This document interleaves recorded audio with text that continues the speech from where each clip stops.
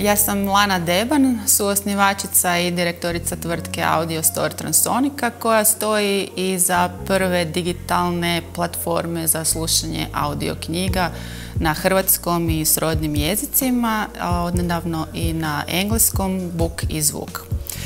Bavimo se snimanjem, produkcijom audio knjiga, izdavanjem i distribucijom putem naše mobilne aplikacije Book i zvuk,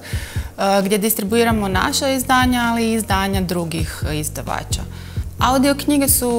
u svijetu, u Zapadnoj Europi i u Sjevernoj Americi jedan od najbrže rastućih segmenata izdavaštva,